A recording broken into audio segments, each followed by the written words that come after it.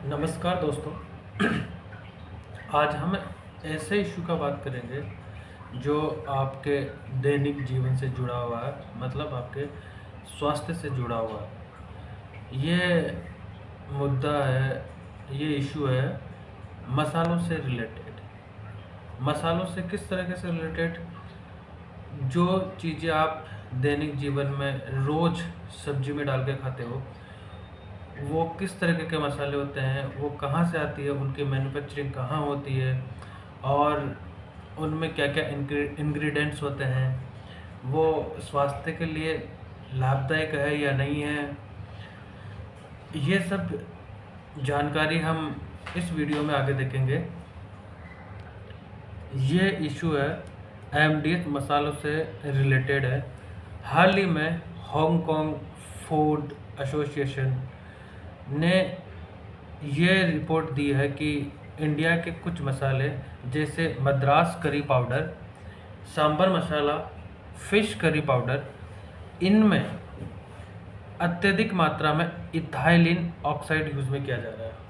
अब ये ethylene oxide क्या चीज़ है? ये एक केमिकल प्रोडक्ट है जो जो कैंसर से सीधा जिसका जुड़ाव है। और इथाइलिन ऑक्साइड दुनिया के कई देशों में बैन भी है। जैसे कि हम बात करें सिंगापुर, बैंकॉक और मालदीव जैसे देशों में ethyl oxide ethylene oxide ethylene oxide ये इन देशों में बैन है। और बाकी कुछ देशों में, दुनिया के कुछ ऐसे देश हैं जो इसकी टेस्टिंग करवा रहे हैं या फिर इसकी रिकॉलिंग करने के लिए तैयारी में जुड़े हुए हैं। जैसे कि एक ऑस्ट्रेलिया है, न्यूजीलैंड है और नेपाल जैसे देश है जो इनको क्या कर रहे हैं, टेस्टिंग करवा रहे हैं बड़ी मात्रा में और रिव्यू भी करवा रहे हैं इनका। अब हम बात करते हैं कि दुनिया के जो देश हैं वो कौन कौन से ऐसे देश हैं जिन्होंने हमारे देश के कितने प्रोडक्ट को बैन किया है या फिर उनको रिव्यू किया है या फिर उनको डिपोर्ट किया वापस इंडिया के अंदर। ईयू ने 2020 से लेकर अब तक 527 जो इंडियन प्रोडक्ट है उनको बैन किया या फिर रिकॉल किया है। इनके अलावा European union fruit, nuts, vegetables और इसके अलावा कुछ ऐसे जो एडिबल प्रोडक्ट है उनको भी इन्होंने वापस बैन किया या फिर रिकॉल किया है। इनको जैसे वेजिटेबल्स, फ्रूट्स और ड्राई फ्रूट्स, नट्स और या फिर ऐसे कुछ जो चीज़ जो एडिबल है उनको किस वजह से इन्होंने बैन किया है या फिर रिकॉल किया है? क्योंकि इसमें अत्यधिक मात्रा में या फिर अत्यधिक क्वांटिटी में साल्मोनेला वायरस पाई जाता है इसमें।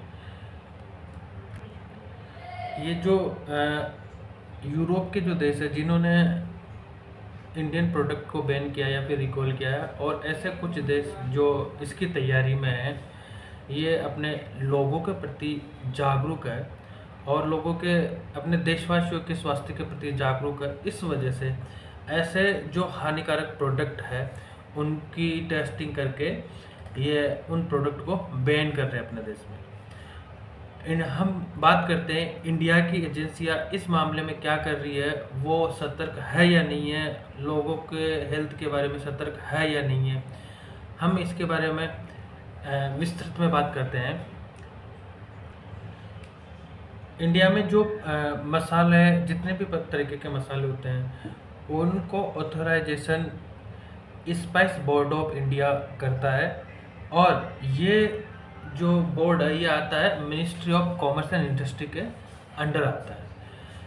और जो इनकी टेस्टिंग है वो करती है फसाई इंडिया की एक इनको टेस्ट करके ऑथराइज करती है कि कौन से प्रोडक्ट एडिबल है और कौन से एडिबल नहीं है।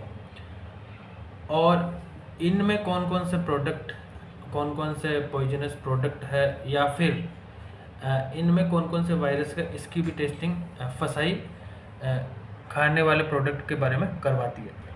बाहर के देशों की जो एजेंसियां है उन्होंने कुछ मसालों के बारे में अपनी रिपोर्ट दे दी है, लेकिन अभी तक जो स्पाइस बोर्ड ऑफ इंडिया और जो फसाई है FSSAI, इन्होंने अभी तक कुछ रिपोर्ट नहीं दिया है इन मसालों के बारे में। जब ये मामला FSSAI के पास गया तो उन्होंने ये तर्क दिया है कि हमें 20 दिन चाहिए टेस्टिंग करवाने के लिए, जबकि कोई एक आदमी है हमारे इंडिया का, उसने इन मसालों की टेस्टिंग करवाई है और उसकी रिपोर्ट उसको 2 दिन में मिल चुकी है। तो ये जो 2 दिन का जो ड्यूरेशन है, इससे हम मान सकते हैं कि टेस्टिंग, किसी भी प्रोडक्ट की टेस्टिंग 2 से या 5 दिन के अंदर हो सकती है, लेकिन इसके लिए भी FSSAI ने 20 दिन का समय मांगा है। तो ये हमें दिखाती है कि एजेंसियां किस तरीके से धीरे काम करती है और कितना विल पावर है काम करने के लिए, और सरकार लोगों के प्रति स्वास्थ्य के बारे में कितना जागरूक है। ये हमें दिन की ड्यूरेशन से पता लग सकता है। जो काम 2 या से 5 दिन में हो सकता है, वो उसका समय मांगा है FSSAI ने 20 दिन का। अक्टूबर 2022 से सितंबर 2023 के बीच में अमेरिका ने, मतलब USA ने 15% MDH के जो प्रोडक्ट है उनको रिजेक्ट किया है। ये बहुत ज़्यादा मात्रा होती है, बहुत ज़्यादा क्वांटिटी होती है प्रोडक्ट को रिजेक्ट करने की। और एथिलीन ऑक्साइड का, मतलब ETO का, एथिलीन ऑक्साइड का जो यूज़ है वो पैकेजिंग के दौरान किया जाता है। उस पैकेजिंग के दौरान इसका यूज़ फूमिगेशन के रूप में किया जाता है, जो एरियल के टाइम यूज़ होता है। अब ETO की जो परसेंटेज है, यूरोपियन यूनियन की जो जीरो टॉलरेंस नीति है उसके अंदर कितना % उन्होंने अलाउ किया है कि पैकेजिंग में आप इतना % तो एथिलीन ऑक्साइड हो तो हमें कोई दिक्कत नहीं है।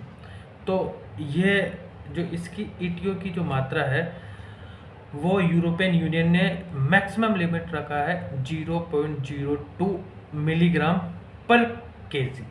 मतलब यूरोपियन यूनियन ने 0.02 मिलीग्राम पर केजी रखा है, लेकिन 2022 ने फिर से अमेंडमेंट करके ETO की जो क्वांटिटी है उसको घटा के 0.01 मिलीग्राम पर किलो रखा है। तो ये हम देख सकते हैं कि यूरोपियन देश अपने देशवासियों के प्रति कितना सजग है और देशवासियों के हेल्थ के प्रति कितना सजग है। इसीलिए हमें इन जो मसालों में पेस्टिसाइड या फिर केमिकल्स यूज में किया जाता है, इनसे बचने के लिए हमें ऑर्गेनिक फार्मिंग या फिर ऑर्गेनिक फूड को बढ़ावा देना चाहिए। इंडिया में ऑर्गेनिक फूड बहुत कम मात्रा में प्रोडक्शन होता है। इसका जो परसेंटेज है लगातार बढ़ता जा रहा है। इंडिया में भी लोग जागरूक हो रहे हैं अपने हेल्थ के प्रति। वो केमिकल्स को यूज़ में नहीं लेने की जागरूकता बढ़ रही है उनमें।